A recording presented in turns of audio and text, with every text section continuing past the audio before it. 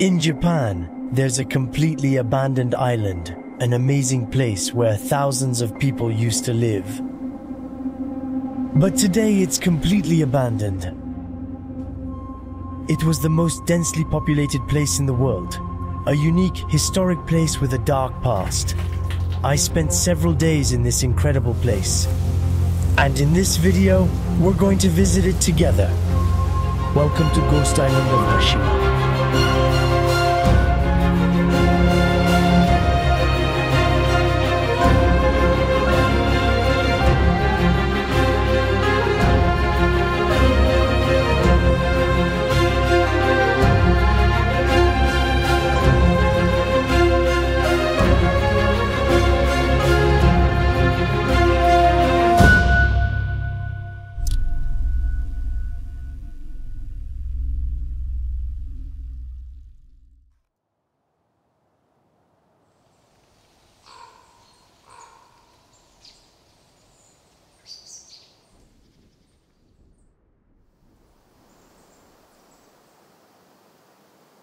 This is the map of the island with all the buildings and their respective use.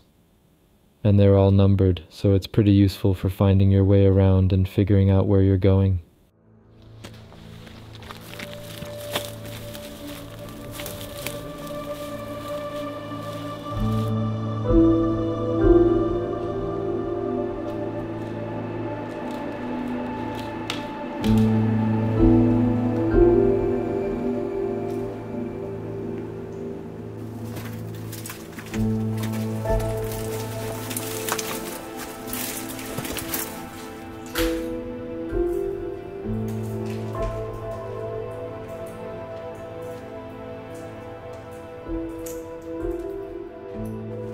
The first thing we do when we arrive on the island is visit one of the most important things here, the old housing. Built by the dozens and dozens, there are still remnants of these tiny living spaces, built into these huge concrete buildings, all destroyed and abandoned.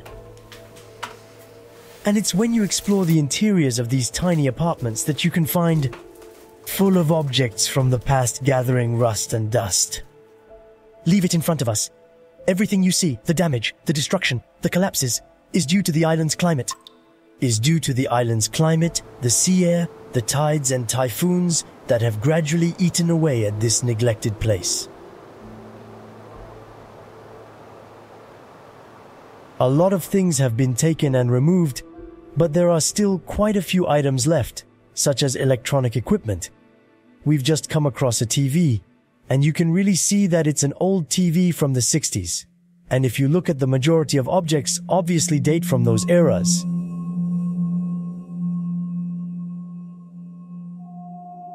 You find objects everywhere, little treasures that are being consumed on the spot. And then I come across a jacket, a period garment, with a matching little case next to it. And right here, look what I've stumbled upon.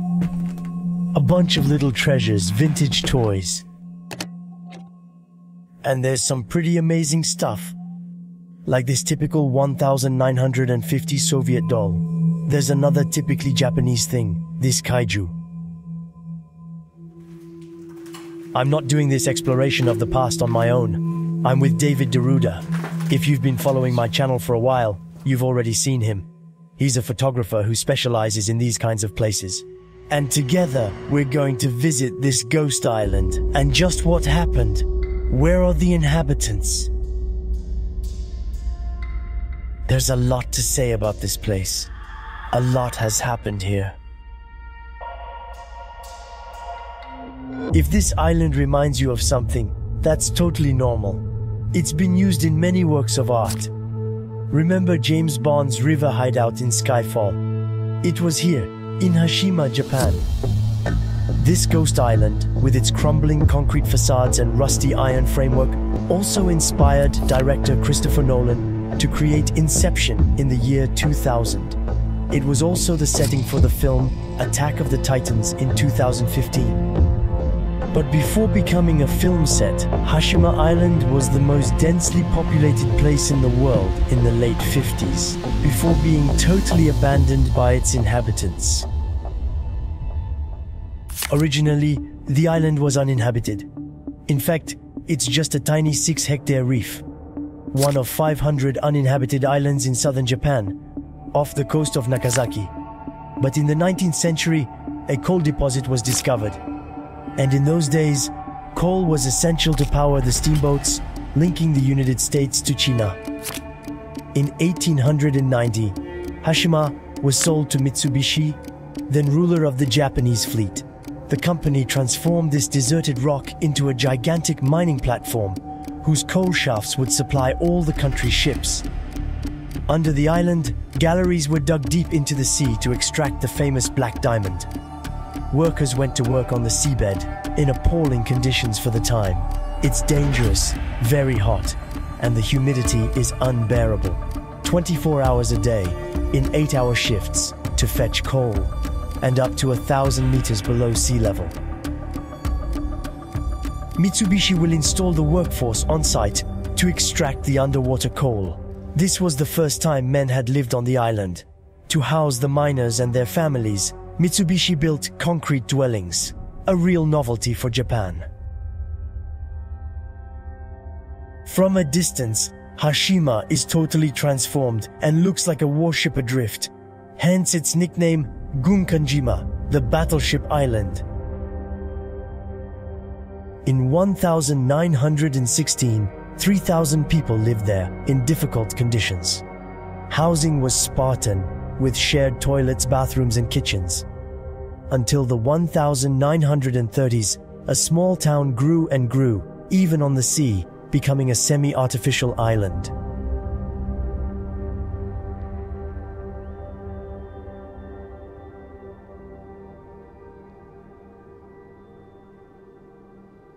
During the Second World War, Hashima took part in the war effort. Imperialist Japan occupied Korea and China. Forced laborers captured in the field were sent to work on Hashima. The Koreans replaced the Japanese everywhere. Cut off from the rest of the world, crammed into buildings sometimes 8 stories high, the miners were constantly watched over by guards. According to the report of a government commission of inquiry published in 2012, 4 to 5 workers die every month. And those who try to escape from what now resembles a prison island are subjected to terrible tortures. After the war, thanks to prosperity and industrialization, Hashima changed its face. In the 50s and 60s, it had a population of 5,000. It was the most densely populated place in the world. By 1959, the island was at its peak. There are schools, a cinema, bars, a Buddhist temple, a hairdresser, a restaurant, a Shinto shrine, and even a brothel.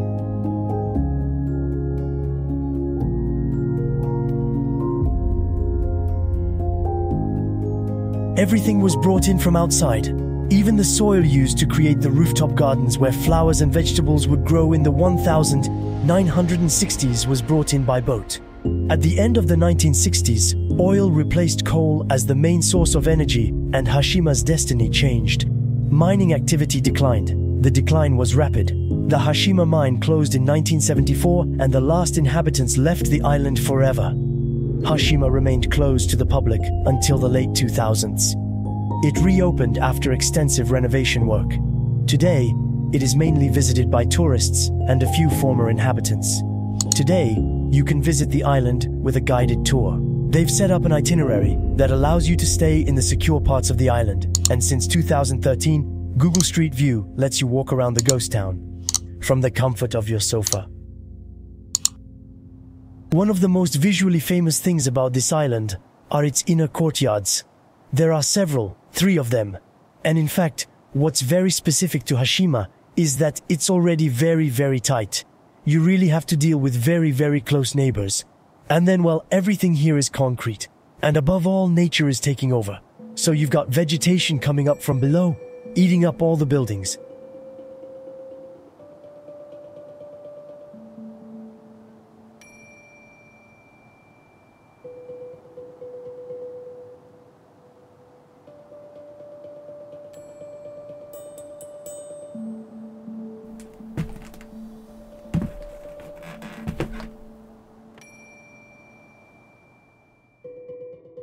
buildings. Like Hashima, on Earth, no two are alike.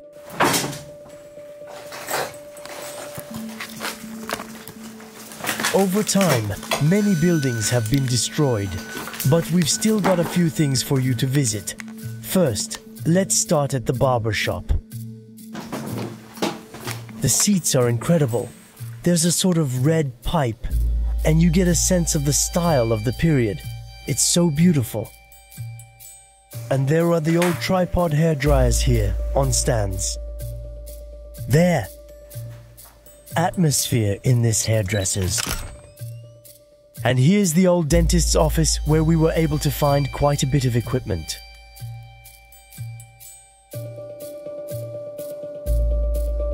We're really in the dentist's little lab. There's a lot of prosthetics everywhere, and the dentist's chairs are a bit wet, but they're there. There's also this big school made of cord.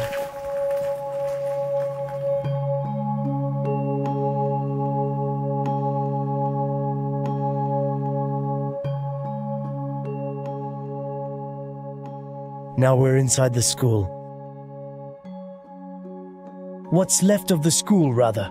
It's a beautiful ruin. The building is really well intact.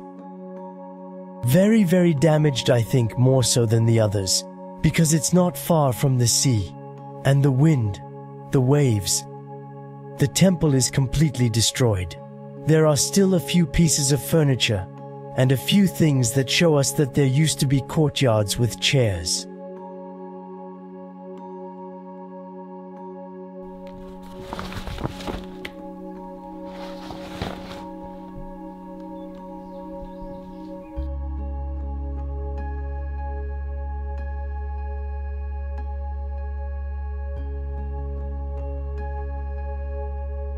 There's some kind of pinball video game. This must be a pinball machine, I think.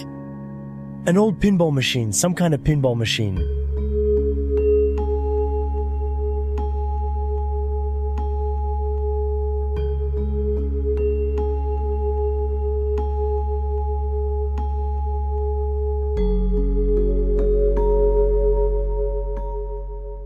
And up ahead we come to the playground.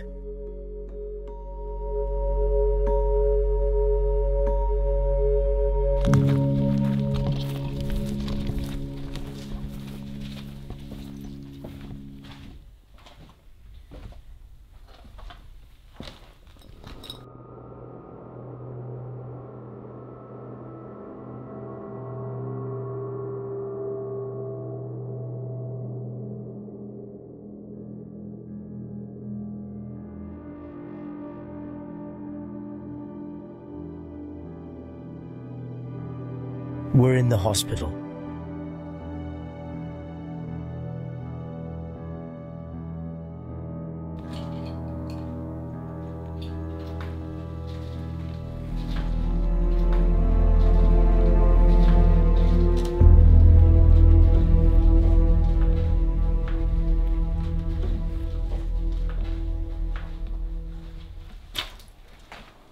The architecture of the city is quite impressive because, first of all, well, it's empty. But also, sometimes you come across some pretty incredible architecture and compositions. I'd never seen anything like it. Like this staircase.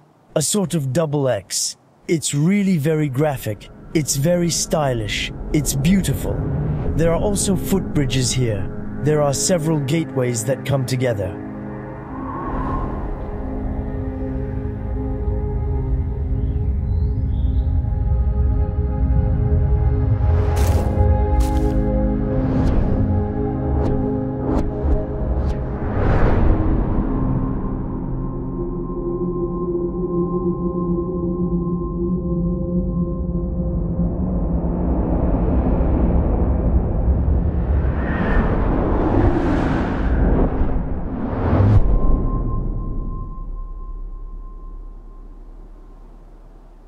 I've just come across something I've never found before in an abandoned place. An old memory card.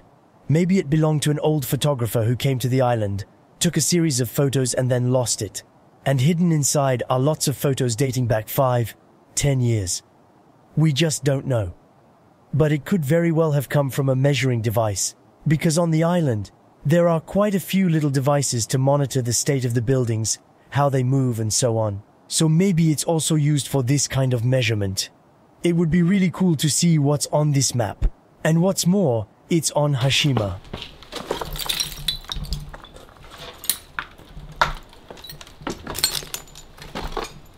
This is exploration.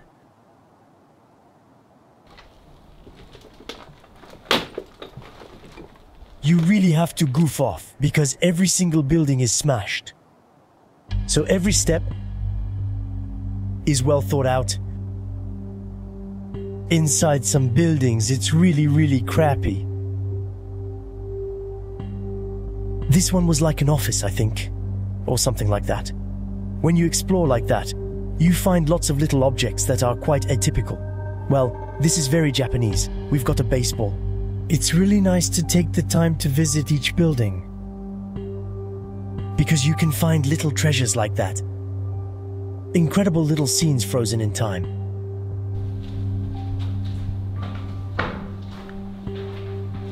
We've just entered a building.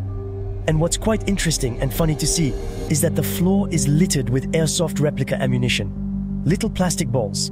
Some guys come here to play airsoft. It's still. Well, I admit it's the best map for airsoft. It's all around us.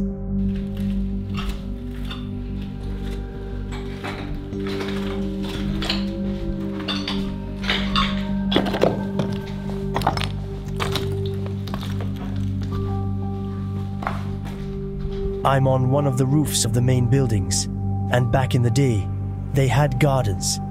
They grew things high up, because there was sun, and so on. And here I've just come across a place where the kids can play with a slide. It's pretty cool. The stage is in the middle of the roof. It's not often you come across a slide on a building like that. At the very top of a building, I come across a room that I think was the onsen room. I'm not entirely sure this is an onsen. This looks more like a decorative pool, but maybe you could stand inside and bathe in it. I'm not sure. In any case, the view. The view is breathtaking. The whole view of the sea like this, it must have been pretty crazy to relax here.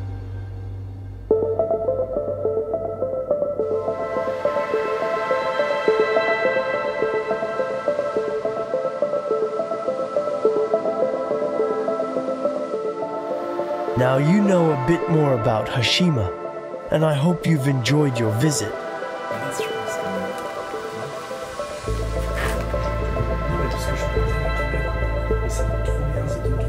Before I leave you, it's time for a last meal, and above all, to take advantage of the last rays of sunshine to immortalize the last moments on this incredible island.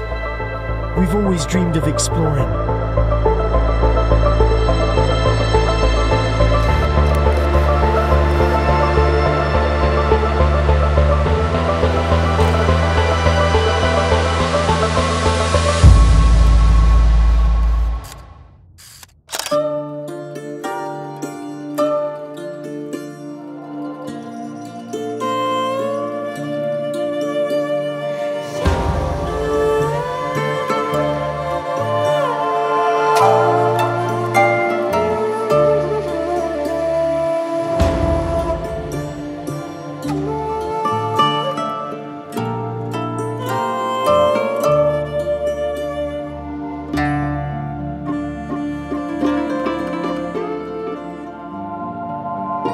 So today it's salmon with rice, and David's couscous with chicken.